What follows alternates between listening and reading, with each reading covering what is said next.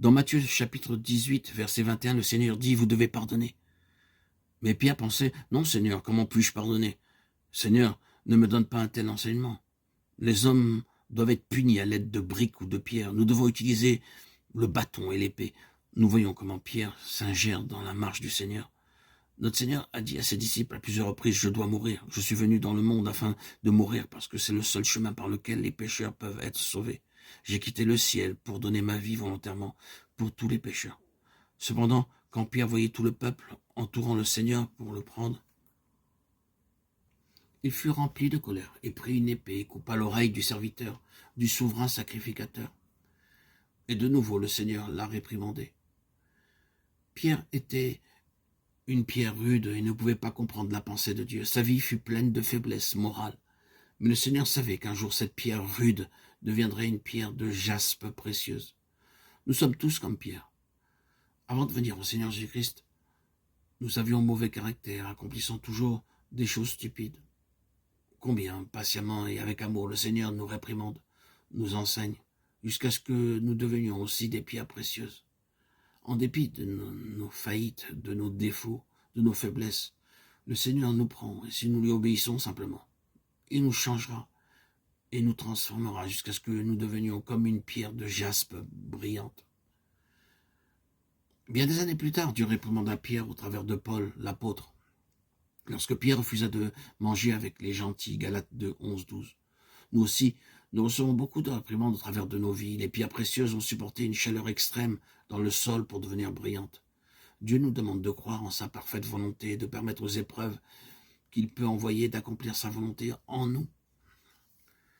C'est ainsi qu'il peut faire de nous des pierres éclatantes. Si nous permettons à la lumière et à la vérité de Dieu de travailler en nous, nous deviendrons comme des pierres précieuses rapprochées du cœur de Dieu pour goûter son plein amour et son affection.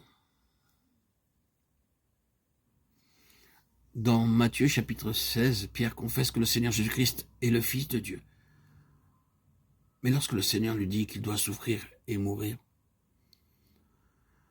Pierre pense que le Seigneur fait une terrible erreur et lui dit « Non, jamais Seigneur, une telle chose n'arrivera pas. » Mais Pierre ne savait pas ce qu'il disait, le Seigneur le réprimanda. « Arrière de moi, Satan, tu ne comprends pas les choses de Dieu. » Cependant, Pierre pensait qu'il suivait le Seigneur. Combien de personnes sont ainsi?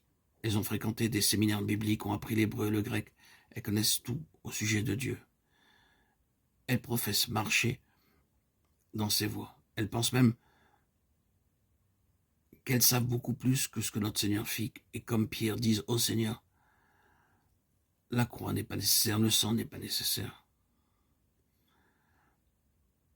C'est pourquoi des soi-disant pasteurs ont renoncé à parler du péché et du sang de Christ. Ils ont cédé à la pression publique et ne diront jamais que Christ est mort pour leurs péchés.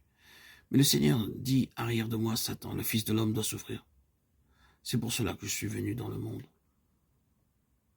Pendant 3 années, le même Simon donna au Seigneur Jésus-Christ beaucoup de mal. Il avait un tempérament emporté et impulsif qu'il fallait encore et encore réprimer, afin qu'il devienne une pierre précieuse, une pierre de jaspe, brillante,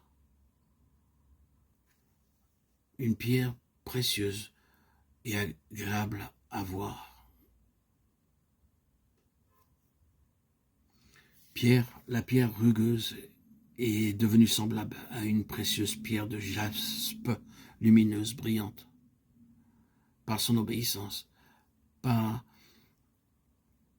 ses épreuves et le travail qu'a exercé Dieu sur lui. Ce nom Pierre signifie simplement une pierre ordinaire, brute. Elle devint pour finir une très précieuse et brillante pierre de fondation. Lorsque Pierre vint au Seigneur Jésus-Christ, il était au début une pierre ordinaire, repoussante à voir, telle que vous en voyez au bord de la route. Cependant, dans les fondations célestes, il est représenté par une merveilleuse pierre précieuse.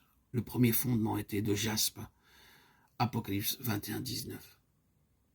Maintenant que nous voyons le sens spirituel des matériaux rassemblés pour la maison de Dieu, que notre prière quotidienne soit « Dieu, aide-moi à apporter pour ta maison de l'or, de l'argent, de l'airain, du bleu, de la pourpre, de l'écarlate, du fin lin, des peaux de chèvre, des peaux de dauphin, des peaux de blaireau, du bois d'acacia, des aromates et des pierres précieuses. Seigneur, donne-moi la joie et l'honneur d'apporter ces choses dans ta maison.